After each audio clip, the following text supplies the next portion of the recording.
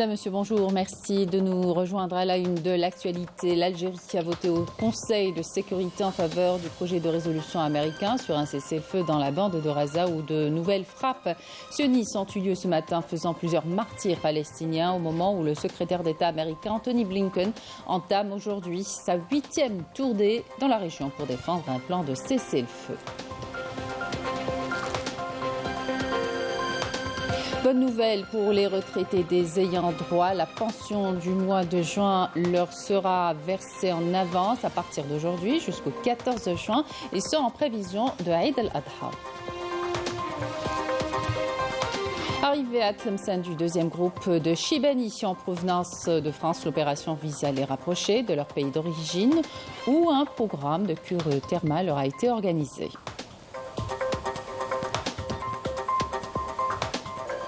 Sport football, la sélection nationale a regagné le pays aujourd'hui en provenance de Kampala après avoir remporté leur rencontre de la seconde journée d'hier au stade Mandela de Kampala, gardant ainsi intact leur chance de qualification mondiale 2026. On reviendra sur le match Algérie-Ouganda à la fin du journal.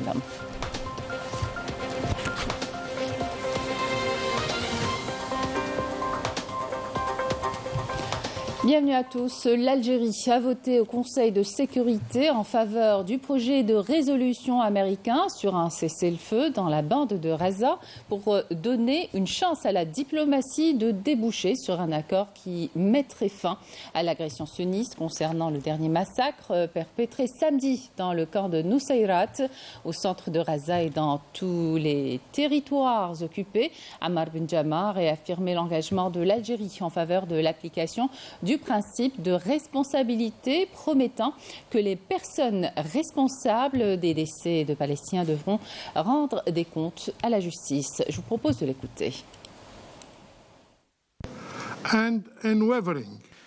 Nous sommes convaincus que le texte peut représenter un pas vers un cessez-le-feu immédiat et durable. C'est pour cette raison que l'Algérie a voté en faveur du projet de résolution. Nous voulons donner à la diplomatie une chance de déboucher sur un accord qui mettrait un terme à l'agression contre le peuple palestinien qui dure depuis très longtemps. Je réaffirme l'engagement de mon pays en faveur du peuple palestinien, de la reconstruction de Gaza et de la création d'un État palestinien. S'appuyant sur sa solidarité avec le peuple palestinien, l'Algérie jouera son rôle et contribuera à l'effort de reconstruction internationale. Notre objectif premier doit être de mettre un terme à l'occupation et l'Algérie continuera à appuyer sans faille le peuple palestinien jusqu'à ce qu'il puisse atteindre ses droits inaliénables, y compris le droit à l'autodétermination et la création de son État avec El-Quds Sharif comme capitale. Et de nouvelles frappes sionistes ont visé ce mardi matin le centre de la bande de Gaza, faisant plusieurs martyrs palestiniens, alors que le secrétaire d'État américain Anthony Blinken entame aujourd'hui sa 8e tournée dans la région pour défendre un plan de cessez-le-feu après plus de 8 mois d'agression sioniste. Melika Blel. Les massacres et les atrocités commis contre les civils palestiniens continuent dans de nombreuses régions de la bande de Gaza. Hier soir, plusieurs Palestiniens sont tombés en martyrs et d'autres ont été blessés lors de raids de l'occupation sioniste sur des villes et villages palestiniens dans la bande de Gaza et dans les territoires occupés. Les bombardements de l'aviation de l'entité sioniste ont fait plusieurs martyrs à l'ouest du camp de Nusayrat et très tôt ce matin, 8 Palestiniens, dont la plupart sont des femmes et des enfants, sont tombés en martyrs.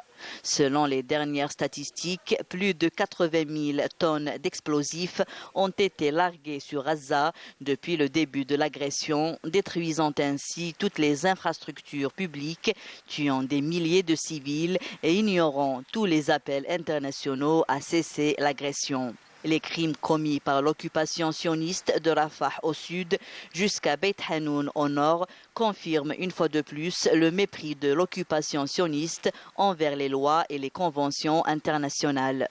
Selon les autorités palestiniennes de la santé, le bilan de l'agression sioniste dépasse les 37 000 martyrs et plus de 84 blessés, en majorité des enfants et des femmes. Présidentielle du 7 septembre, le retrait des formulaires de souscription des signatures individuelles se poursuit au siège de l'autorité indépendante des élections ce matin. C'était au tour du candidat indépendant, Chaben Zerouk, de retirer les formulaires. Vous le savez, plusieurs personnes désirant se porter candidates à la présidentielle anticipée ont procédé depuis dimanche au retrait des formulaires de souscription des signatures individuelles au niveau du siège de l'autorité indépendante des élections, qui a pris toutes les mesures réglementaires nécessaires pour faciliter cette opération. Yamina Saïdji.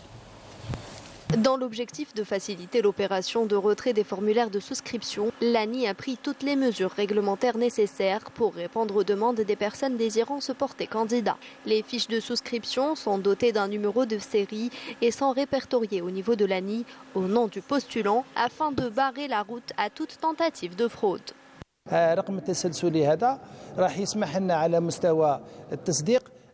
Le numéro de série va nous permettre d'ajouter un QR code afin de faciliter le suivi et le contrôle des formulaires. L'opération de retrait des formulaires de souscription nécessite des conditions réglementaires strictes, comme entre autres le dossier des candidats qui doit être respecté.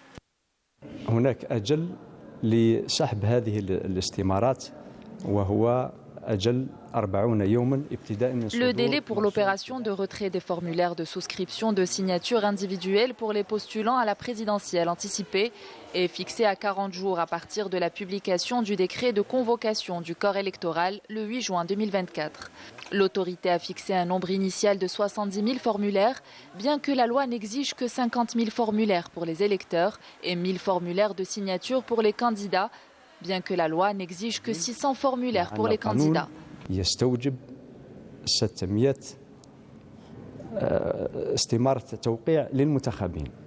L'autorité nationale indépendante des élections déploie tous les moyens nécessaires et offre toutes les facilitations aux candidats souhaitant se présenter aux élections présidentielles, dont le compte à rebours a commencé depuis la convocation du corps électoral par le président de la République.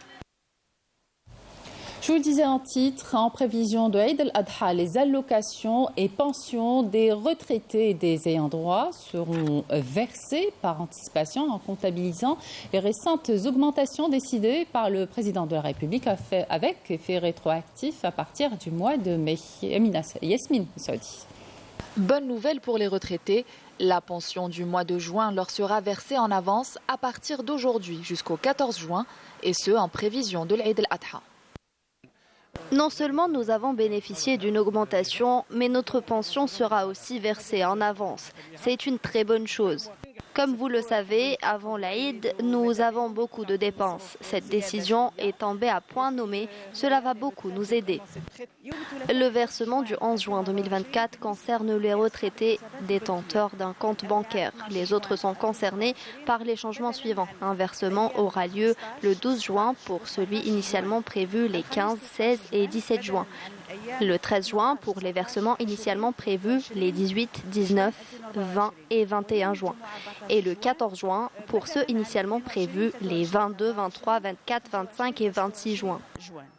Ces allocations et pensions de retraite seront versées en comptabilisant les récentes augmentations décidées par le président de la République, avec effet rétroactif à partir du mois de mai 2024. De son côté, Algérie Post a déployé tous les moyens nécessaires pour assurer le bon déroulement de cette opération. Toutes les conditions sont réunies pour la réussite de l'opération. Les bureaux de poste seront ouverts même le vendredi. Des mesures mises en œuvre visant à garantir une meilleure sécurité financière à cette frange de la société. Arrivé à Tlemcen du deuxième groupe de Chibani en provenance de France, il s'agit d'une centaine d'Algériens qui ont embarqué depuis Roissy-Charles de Gaulle. L'opération vise à les rapprocher de leur pays d'origine où un programme de cure thermale leur a été organisé. Amine Messaoudi, Rina Lorari. Après des années, El Hadj Badreddin revient dans sa terre natale et c'est dans cette station thermale, Bourrara à Tlemcen, qu'il va passer des moments de villégiature avec un groupe de personnes du 3e âge résidant à l'étranger. Un séjour alliant cure thermale et découverte touristique favorablement accueilli par les invités de la perle du Maghreb. Nous remercions le président de la République ainsi que la Grande Mosquée de Paris pour cette invitation grâce à laquelle nous avons eu l'opportunité de revenir en Algérie. Nos remerciements vont également à nos frères et sœurs ici à Tlemcen pour l'accueil chaleureux et exceptionnel. Président algérien Abdelmajid Tebboune qui nous ont offert le séjour. L'accueil, c'était magnifique. Vraiment, c'était formidable. Tahia al-Jazair, 1000 fois. Allah yarham al-shuhada, 1, 2, 3, viva l'Algérie. Du palais d'El Mechouar jusqu'au site religieux emblématique de Tlemcen, en passant par le musée d'art et d'histoire, les membres de la diaspora algérienne ont eu l'opportunité unique de plonger dans les trésors historiques et culturels de la capitale des Zianides. Aucun autre pays n'a déjà proposé une initiative semblable. Grâce à cela, des personnes comme nous, vivant à l'étranger, ont pu revenir dans leur pays pour le découvrir et vivre cette belle expérience.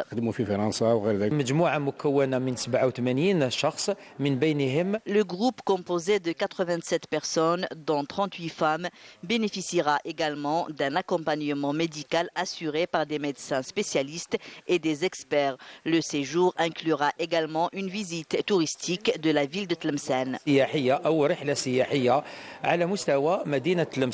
L'organisation de ce genre de voyage a pour but de renforcer les liens entre les membres de la communauté algérienne établis à l'étranger avec leur pays d'origine.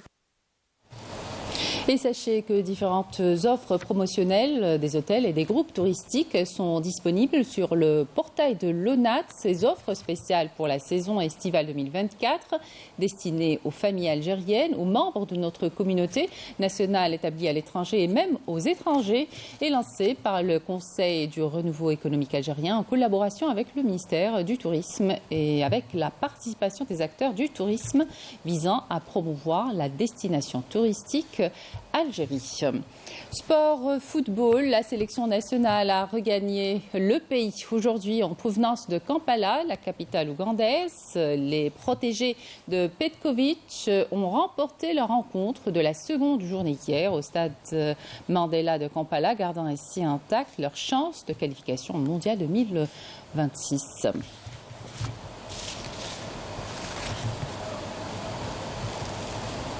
Notre sélection nationale a donc réalisé une belle opération en terre africaine lors de la 4e journée des éliminatoires Zone Afrique pour le Mondial 2026. Retour sur ce match avec Riyad Belkhedim. La sélection algérienne s'est relancée hier dans la course pour la qualification à la Coupe du Monde 2026 en décrochant une victoire renversante à Kampala face à l'Ouganda. Le début de la rencontre a été en faveur des locaux qui ont rapidement trouvé la faille dès la 10e minute de jeu. Et le gardien, Mandrea, est battu.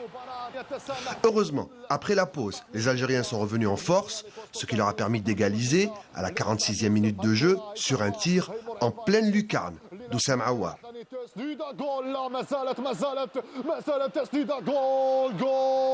Le but de la victoire est venu sur un contre-éclair mené par Amoura. Ce dernier sert sur un plateau Barrahma qui crochette et marque le but de la victoire.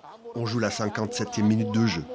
À l'issue de ce précieux succès, l'Algérie s'empare provisoirement de la tête du groupe avec 9 points en compagnie du Mozambique qui a surpris la Guinée à la maison, 1-0 à Conakry. Et rejoint ainsi l'Algérie à la tête du groupe G. La Somalie, défaite chez elle par le Botswana, reste dernière avec 0 points. Prochaine journée, prévue le 17 mars 2025, verra l'Algérie se déplacer au Botswana, le Mozambique accueillera l'Ouganda, alors que la Guinée affrontera la Somalie.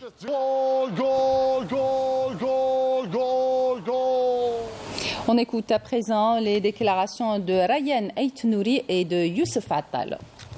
On avait à cœur de se rattraper pour les supporters aussi, qui ont fait le déplacement, qui nous soutiennent au quotidien.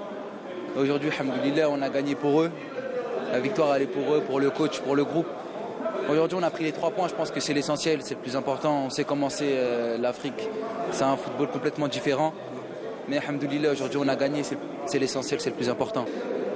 Premier mi-temps ما دخلناش ملاح كنا بالك ما ديناش لي بون ديسيزيون وما دخلناش ملاح في الماتش مي على مي هضرنا قلنا بلي كنا قادرين نديرو خير ولازم نلعبوا بلوس كونفيون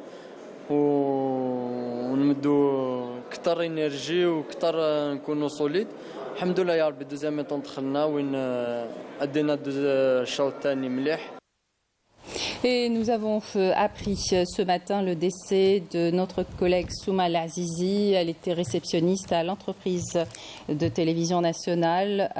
Le directeur général de la télévision adresse ses sincères condoléances à la famille de la défunte. Inna lillahi wa inna ilayhi raji'un. Voilà, c'est la fin de cette édition. Merci de votre attention. Excellente suite des programmes sur Canal Algérie.